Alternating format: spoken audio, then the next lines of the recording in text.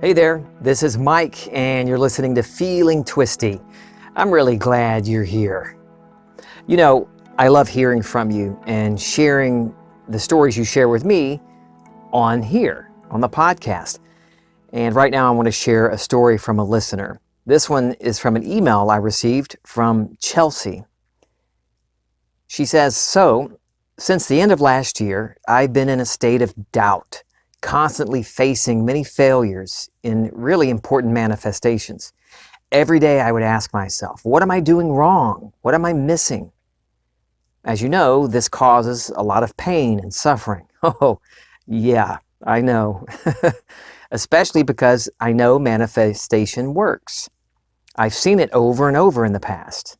So after some searching and watching one of your videos where you say, test it, develop an intimate relationship with your imagination, I decided to do so. I decided to not only focus on the big desires, but to imagine many, many things, to show myself that everything stems from my imagination. This past June, I decided that I wanted to hear from you, since you had not uploaded an episode in months. I imagined seeing the YouTube notification with the symbol of your podcast. I imagined this scene twice or three times.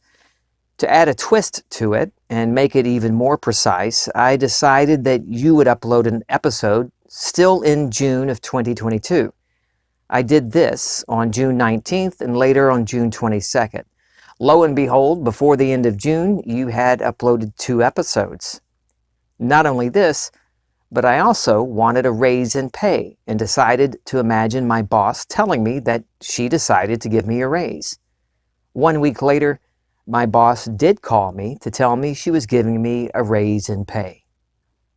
I've had other manifestations happening this week, but the most important is that I feel like coming back from a period of not believing, which feels like hell. I know.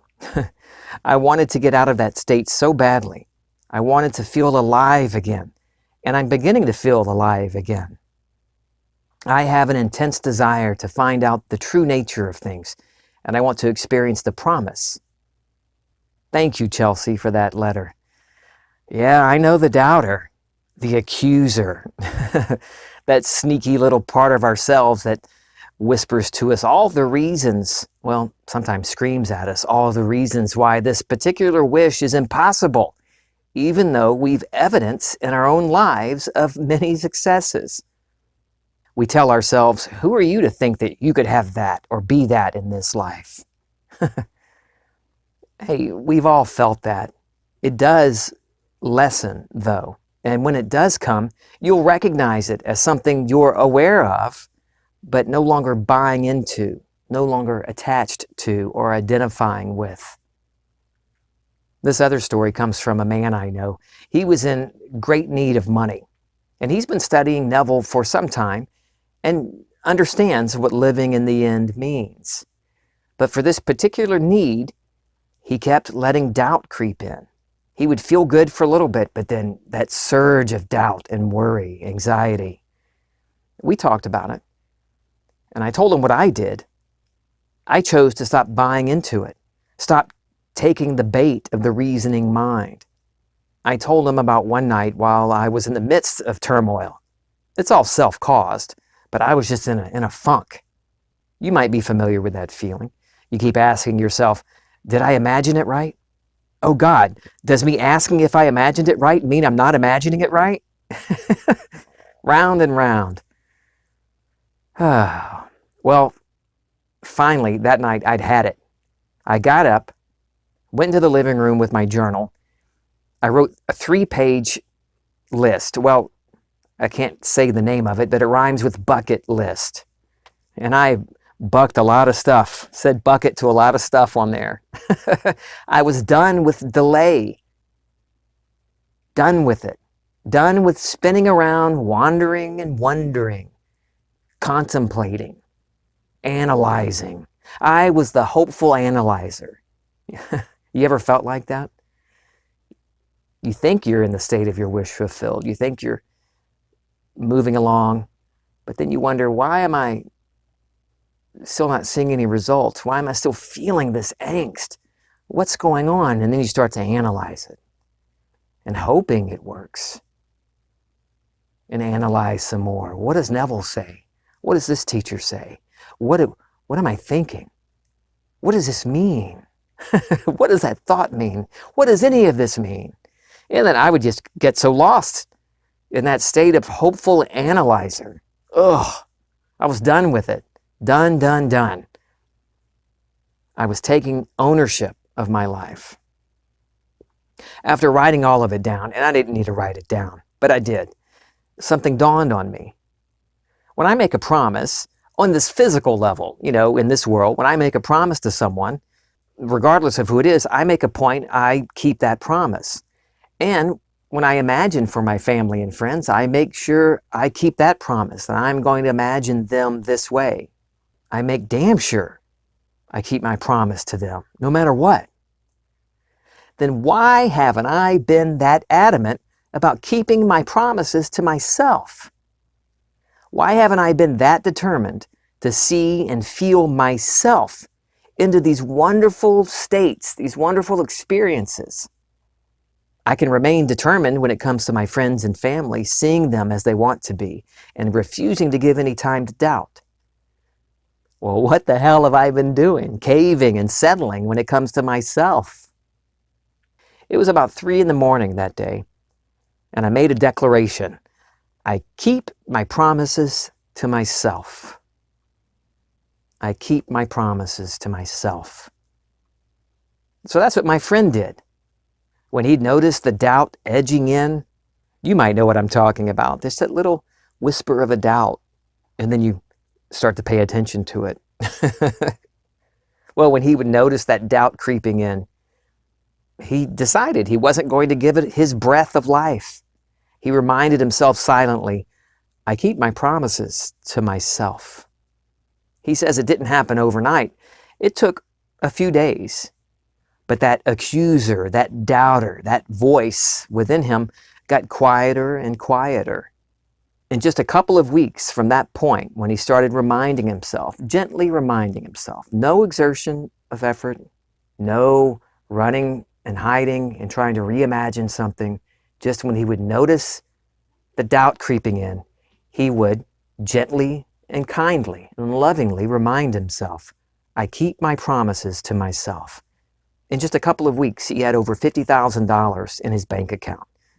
Just days before, there was no obvious means for getting the money. There was no clear path just a few days before that. And then here he is, well over $50,000 in his bank account. He tells me he's never going to let the doubt fester like he did before. And he can see so clearly now that the lack or poverty was within him, just as abundance and wealth. It's all within us, within awareness. It's all here now. Everything that was, is, or will be is all now, within your own imagination, within awareness.